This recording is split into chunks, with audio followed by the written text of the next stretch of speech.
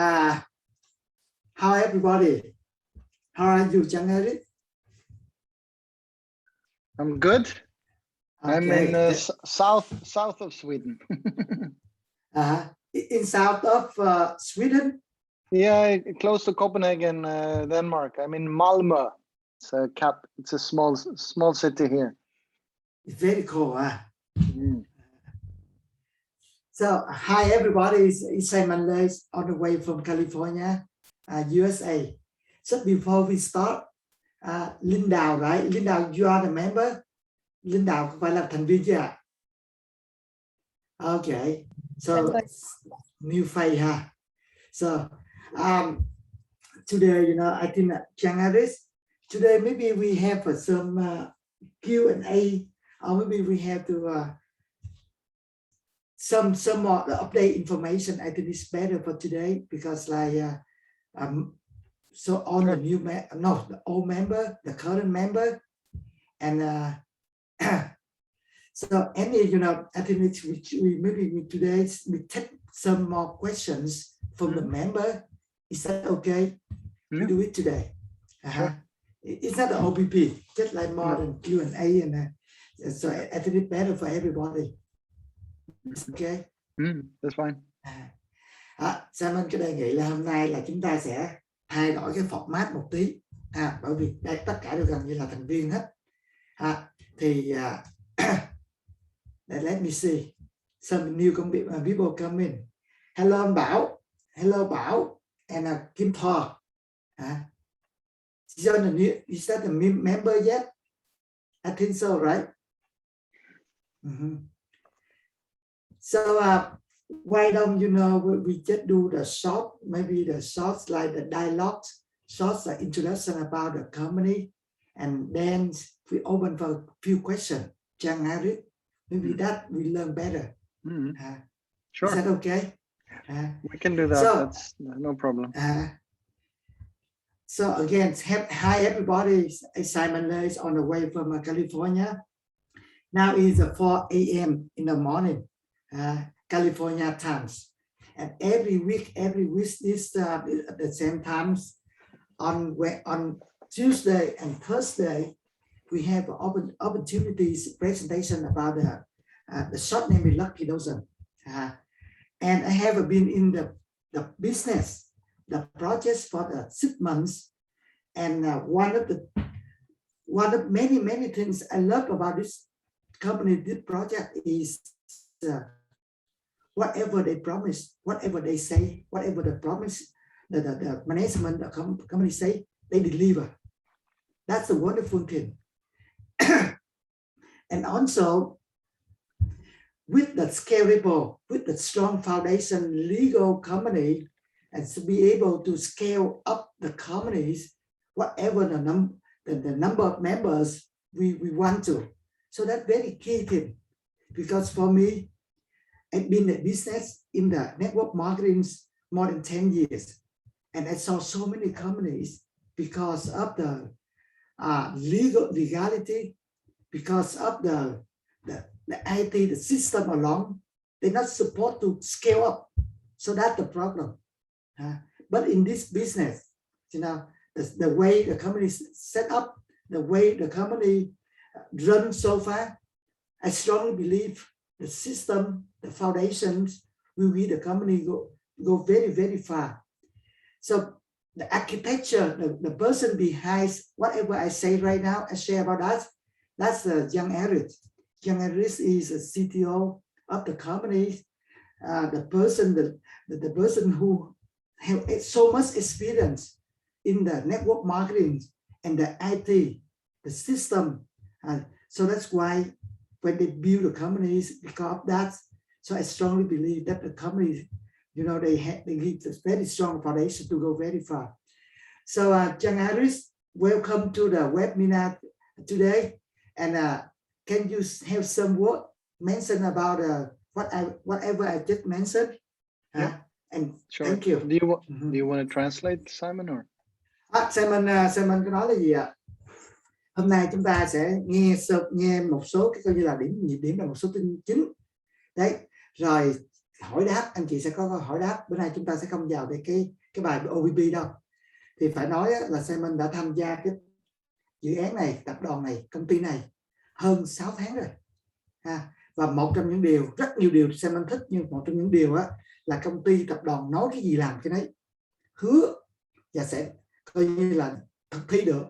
Mà để làm được điều đó thứ nhất là cái hành lang pháp lý của công ty, cái thứ hai cách xây dựng mà công nghệ thông tin đằng sau đó phải đủ sức, đủ support để mà cho nó phát triển một cách toàn cầu sau này.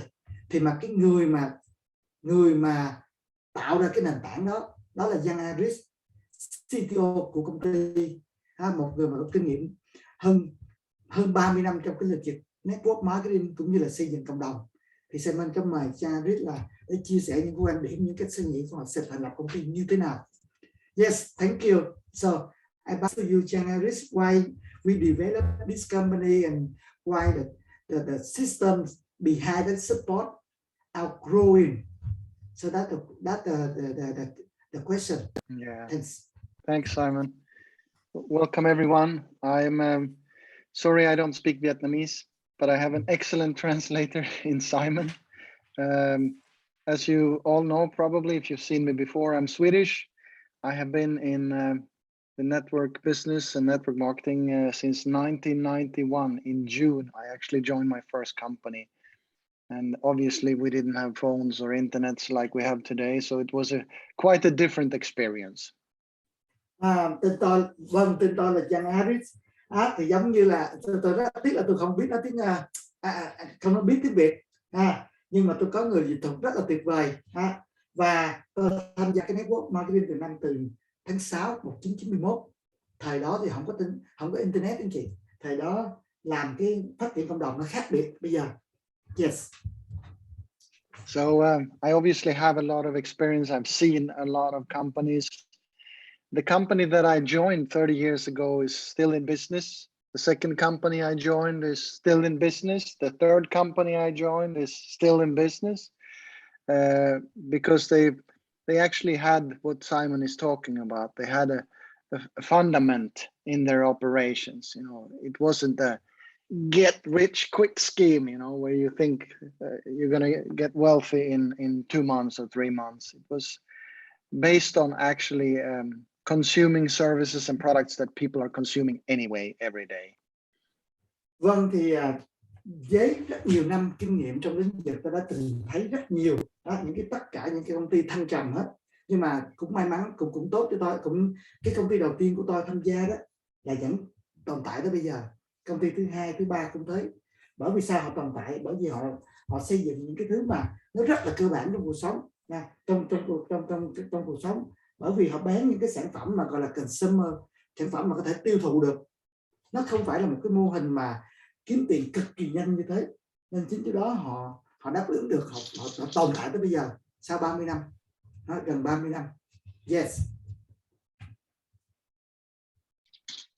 Yes, and the first company we sold products like shampoo and health products, vitamins, and obviously when I came to my best friend and asked him, you know, do you want to buy shampoo? I came with a product like this. Cái công ty đầu tiên của tôi, cái công ty tập đoàn của tôi ngày xưa tôi bán đầu tiên nó là công ty về sản phẩm, nó bán những dầu thơm, thực phẩm chức năng rồi, nói chung là thì là hồi xưa tôi cũng xách những cái sản phẩm như thế để đi bán, gặp những người phụ nữ rồi kia tôi cũng bán những cái sản phẩm như thế. Yes. Yeah. So the question he said then, well, why should I buy it from you? I already have shampoo. Câu hỏi là tại sao tôi phải mua từ bạn trong khi tôi cũng đã có dầu thơm rồi. And ask yourself, do you have shampoo at home? Bạn có cái dầu thơm ở nhà không? Yes. So everyone has. Well, maybe I don't have shampoo because if you see here, I don't have it. Bởi vì tôi không cần dầu thơm đâu. Bạn nhìn thấy cái đầu của tôi vậy là tôi không cần dầu thơm để mà gội đầu đâu. So now suddenly I had to be technical. I had to be a good seller. I had to convince him this is the best shampoo ever. Và nhiệm vụ lúc đó khi là đối với một người bán hàng, tôi phải thuyết phục làm sao đó cái sản phẩm này, dầu thơm này là sản phẩm tốt nhất. So he said, fine. Well, how do you know that? And that's well, you can try it. I mean, obviously you can try it. But the second question they always have is, what's the price?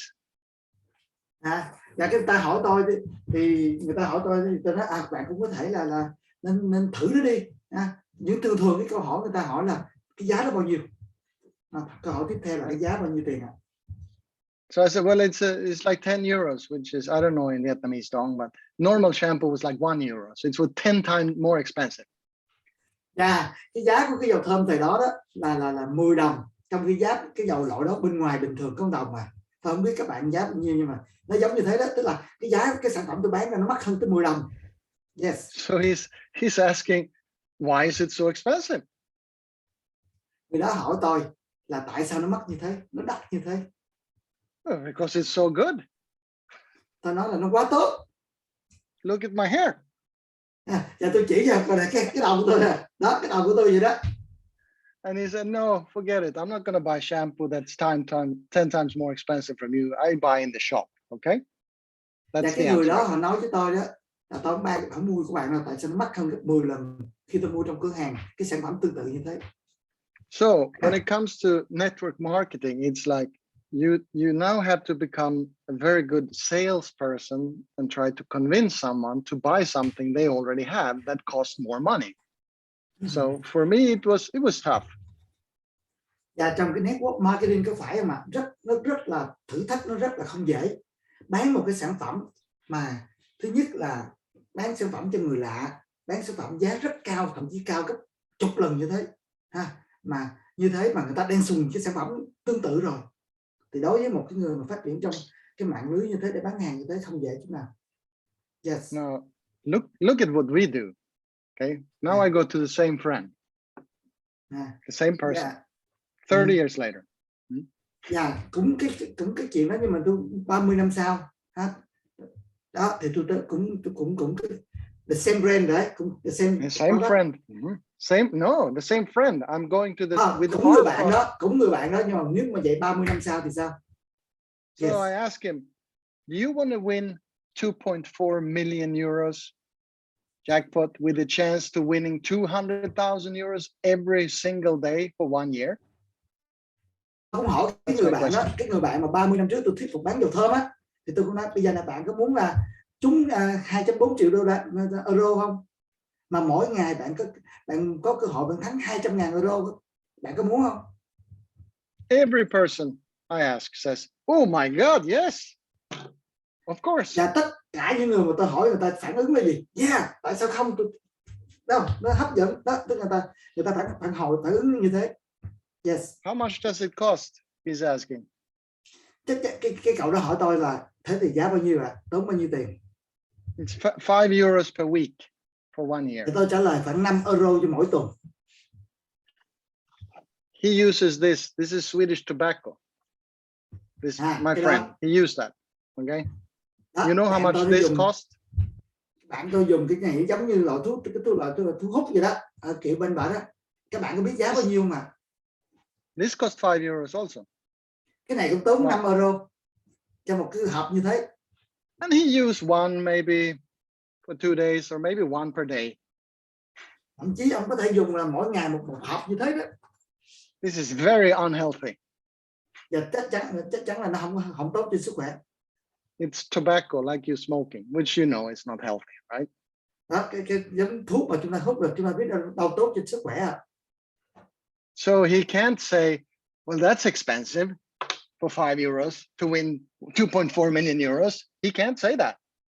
Right? Chắc chắn là cái cậu đó cũng không thể nào mà cậu nói là 5 euro nó mắc một tuần, nó mắc quá. Bởi bản thân cậu hút cái gói thuốc 1.000 cái gói mà.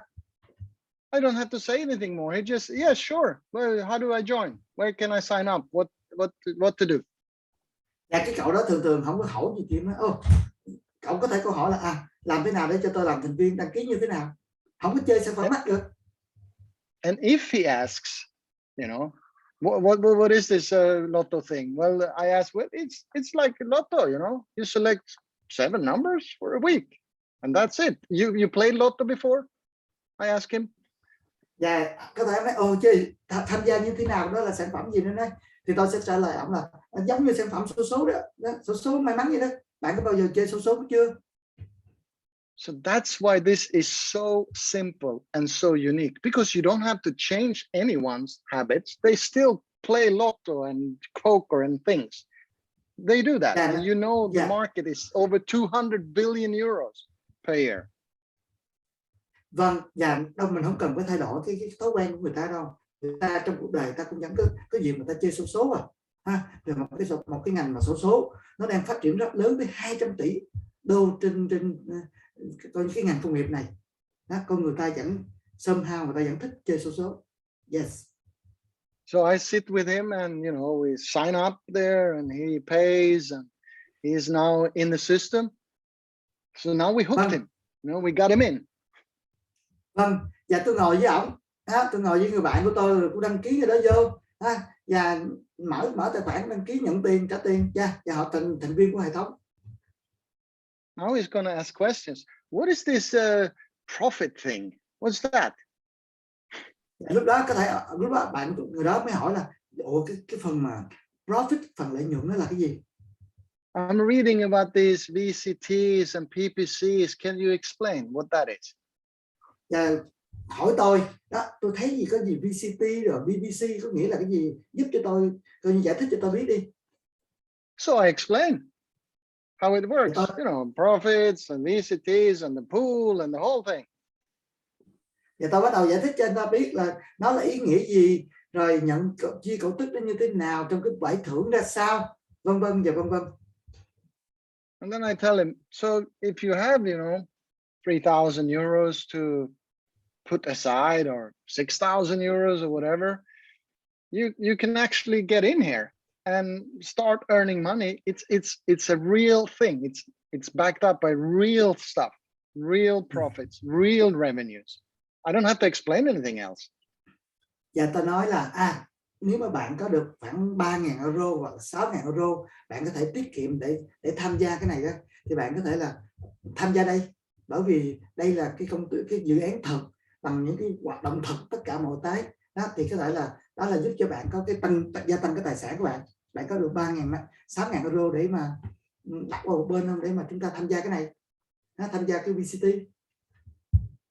So the key here, guys and girls, ladies and gents, the key here is that you have to keep it simple, because confused people, they don't make any decisions. They are just confused and they have more questions. Cái điểm mấu chốt nhất, cái điểm quan trọng nhất trong cái câu chuyện này đó là hãy làm nó đơn giản, cái gì? Làm nó đơn giản hóa cái cách chia sẻ với người ta. Bởi vì mình cố tình mình đưa quá nhiều thông tin, nó rất phức tạp, người ta sẽ cảm thấy ta rối lên, người ta không ra quyết định luôn. Làm thế nào để đơn giản nhất để chia sẻ như thế là người ta tham gia. Đừng phức tạp vấn đề, đơn giản nó đi. Yes. The second company that I joined a long time, 1999, and that company was also super simple because the product was phone service. So I didn't have to ask people, do you have a phone? Because everyone has a phone, right? Vâng, và cái công ty thứ hai mà tôi tham gia đó vào năm 1999 đó, cũng rất là tuyệt vời, bởi vì cái sản phẩm nó đơn giản lắm, nó nói về cái dịch vụ điện thoại mà. Tôi không cần phải hỏi người ta bạn có điện thoại hay không, bởi vì ai cũng có đó. Yes. And how do you compete with phone service? You can't say, do you want to spend more money on your phone bill? Please join me. You can't say that, right? Làm thế nào để chúng ta có thể cạnh tranh với những cái hãng điện thoại, nó đang lớn đó. Mình không thể nói là không có thể thuyết phục bằng họ cái kiểu là bạn tham gia đi rồi trả thêm phí đâu. Yeah. So our service, the service we offered, we were a little bit cheaper, like 1 Swedish cent, which is, well, what is that? That's like a tenth of a US dollar cent. That's how much you saved per minute. Okay? Vâng, thì tôi chỉ nói ra một điểm rất nhỏ thôi, là gì, nó tiết kiệm được một tí xíu thôi, tương đương với 10 cent khi mà bạn gọi phone á, 10 cent một phút á, thời đó nha, 1999 anh chị.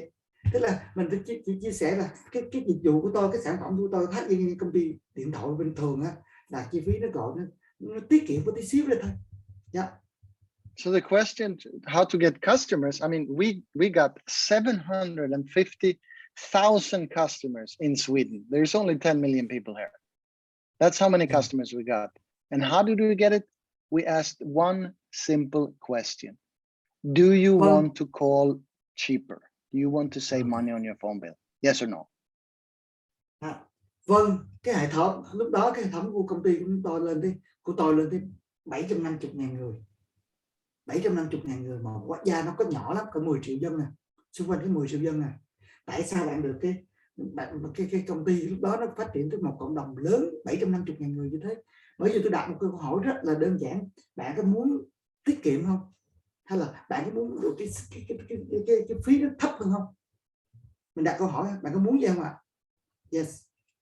So you see, you have to address people's senses, their emotion. Everyone wants to save money.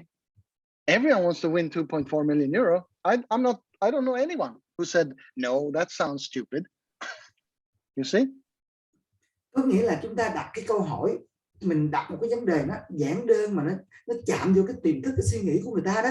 Thí dụ như mình nói là bạn có muốn tiết kiệm không? Bạn có muốn thắng cái giải 2.4 triệu euro không? Tức là người ta ai mà chả muốn thắng anh chị? Ai cũng chả muốn thắng, ai cũng chả muốn tiết kiệm. Yes. So one of the things we are doing, and Simon knows part of it, even though he's not told you because it's not something we have announced. Some things we're going to do on the 1st of December is to simplify the process of, getting on board and, getting people more into the venture capital pool, and how do they, without making it confusing. So, we have been discussing widely with Simon about this, and we have another discussion tonight to really nail it. But I can tell you, that's going to make it so much simpler for everyone, because simplicity is the key. Keep it short and simple. Otherwise, it will be confusing. Confused people don't make decisions. Vâng, cũng như là Simon cũng sẽ biết được một số cái chiến lược mà chúng tôi có dịp là chúng tôi trao đổi bàn với nhau trước đây, và trong cái với Simon đó là làm thế nào để đơn giản hóa cái cách làm. Vâng, ngày 1 tháng 12 sắp tới đó, chúng ta sẽ có cái cách mà có thể là đơn giản hóa cho người ta vô cụ luôn đó, giữ được cái tố kinh gì đó, thì nó sẽ có những cái gói nó như thế, cái gói tham gia nó như thế, nó không cần phải phức tạp vấn đề, nó đơn giản hơn trong cái quy trình mà để mua cái sở hữu những cái VCT á, đi kèm theo đó. Thì cái điểm quan trọng là gì? Đơn giản anh chị, rất đơn giản, ngắn, xúc tích, short ngắn, simple là nó đơn giản, ngắn xúc tích đơn giản, thì nó sẽ đi rất là xa. Yes. I can announce one thing that Simon already knows, but we have now got confirmation from our amazing insurance company. We are actually introducing a new membership level. It's going to be called Giga. And I'm not going to make any specific details. I can just tell you that the jackpot is going to be 12 million euros. I don't know how many billion of dong that is, but that's almost 6 times higher. Vâng, và một điểm nữa là một điều mà tôi biết chắc chắn rằng sắp tới trong tháng 12 đó là Simon cũng biết, nhưng mà Simon cũng coi như là chưa có cho phép để mà chia sẻ đó, thì tôi cũng nói cái bật mí tí xíu đó. Chúng ta sẽ có một cái dạng sản phẩm, một cái sản phẩm mới mà chúng tôi gọi là Giga, chúng ta gọi là Giga Ticket đó. Cái Giga Ticket đó, nó cho các bạn cái cơ hội các bạn thắng tới 12 triệu euro, gần như hơn 6 lần so với 2.4 triệu hiện nay nha. Thì cái đó gọi là Giga Ticket. Yes. And obviously this is going to enable people to obviously make more money, but also attract people who are what we call, the bigger players. I'm not sure how much money people spend in Vietnam when they go to a casino or whatever, but here in Sweden, that ticket is going to be something that everyone wants to have. And obviously that's going to make more revenue for everyone, and everything is going to be better. So với cái sản phẩm như thế, sản phẩm mà Giga Ticket như thế đó, thì nó chắc chắn nó sẽ tạo ra nhiều cái thu nhập hơn, và nhiều người sẽ có những người ta thích cái này. Tôi không biết là thu nhập các bạn ở Việt Nam nó như thế nào, nhưng mà với cái vé mà Giga Ticket như thế này đó, mà trúng giải cao nhất lên tới 12 triệu euro á nha, 12 triệu euro thì gấp hơn 6 lần như vậy đó. Thì rất là những người ở phía châu Âu họ rất thích sở hữu những cái giải như thế, mua được cái vé thắng được cái giải như vậy. Yes. Also, one thing that's happening this week is we're launching a website, a public website for our game LuckyDozens. I'm just going to show them, Simon, here my screen. Và cái điều mà xảy ra trong tuần này á là chúng ta sẽ có cái website riêng của LuckyDozens. Một cái để ra public, có nghĩa là hiện nay người muốn vô thì mình phải set up vô được, đúng không anh chị? Còn bây giờ không, cái website này tất cả những thành viên, những người chưa là thành viên public họ đều có thể thấy được cái này. Đó, đây là một trong cái feature, một trong những cái chức năng của nó, một trong những hình ảnh của nó. Yes, cool. So I love it. At 12 o'clock when the draw is happening, this man will appear on this website and he will do this. I'm not sure if you can hear the sound here. You tell me, Simon, if you can hear the sound. Tức là nó thú vị là gì? No. Đúng ra phải nghe được cái giọng, cái tiếng nói.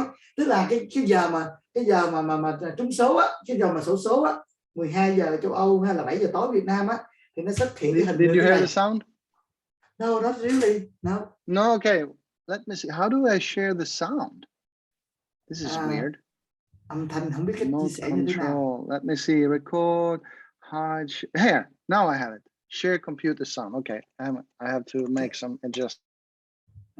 Let's see now. Đó, tức là đẩy cái lúc mà xổ số á, nó sẽ có hình như thế này. Wow. Love it. Hear that. The sound.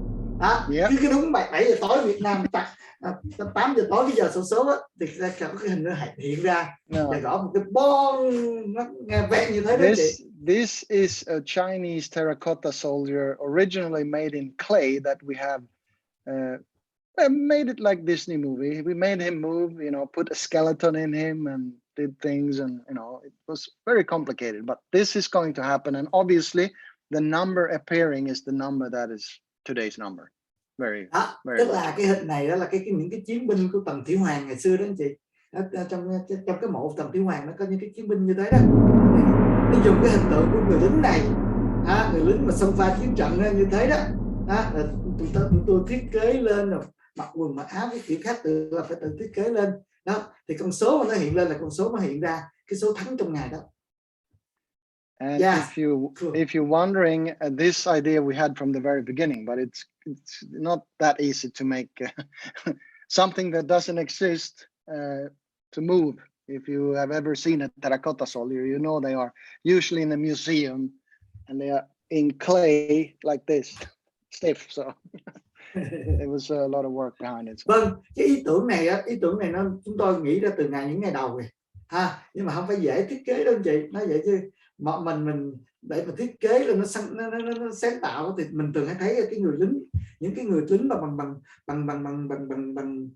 bằng bạc sắt sét á, tức là những người lính đất sét mà Costa Rica, cái của Tần Thủy Hoàng á, thường mình thấy trong nhà kính, ở trong thư viện, trong bảo tàng hay là trong cái gì đó, đất nung mà, bằng đất nung mà, thì cái này để chúng ta đã sáng tạo nó ra để cho nó mặc khoác bộ mình, rồi nó di chuyển, nó dịch chuyển là phải tự thiết kế lại từ đầu hết. Yes. We also announced that we're coming with a payment option with a credit and debit card.